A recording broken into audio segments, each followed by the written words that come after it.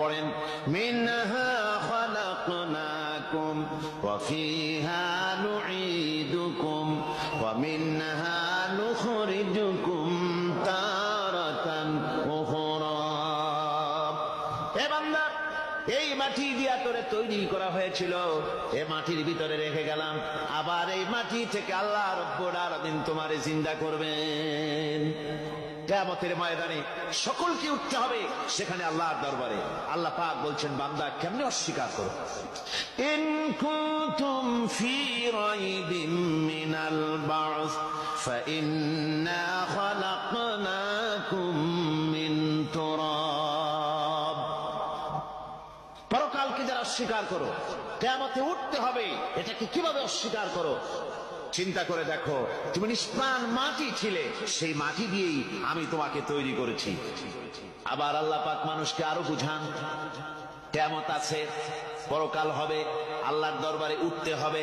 আলাম ইয়াকুন নুতফাতাম মিন মানিয়্যিন ইউমনা। তুমি কি মাতৃগর্ভে নিক্ষিপ্ত এক ফোঁটা পানি ছিলে না? সুম্মা কানা আলাকাতান ফাখালাকা ফাসাওয়া। এরপরে তোমাকে মাংসপিণ্ডে, জমাট রক্তে মাংসপিণ্ডে পরিণত করা হলো। এরপরে তোমাকে সুন্দর করে তোমাকে সুগঠিত করা হলো। ফাজআলা মিনহু যাওজাইনি যাকারা ওয়াল উনসা। এরপরে মাতৃগর্ভের ভিতরে আমি এটাকে পুরুষ বানালাম, কন্যা সন্তান অথবা পুত্র সন্তানে পরিণত করলাম।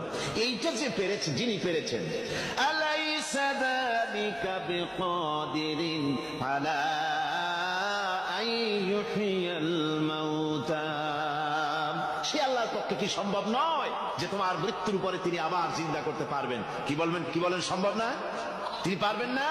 নিশ্চয়ই তিনি আবার কিয়ামতের মাঠে আমাদেরকে হাজির করতে পারবেন, এতে কোনো সন্দেহ নাই। আল্লাহ পাক সেই জন্য এখানে বলতেছেন যে ওরা বাল কাযযাবু বিসসাম, ওরা আসলেই পরে কালকে অস্বীকার করেছে। আপনি যে নবী, এতে কোনো সন্দেহ নাই।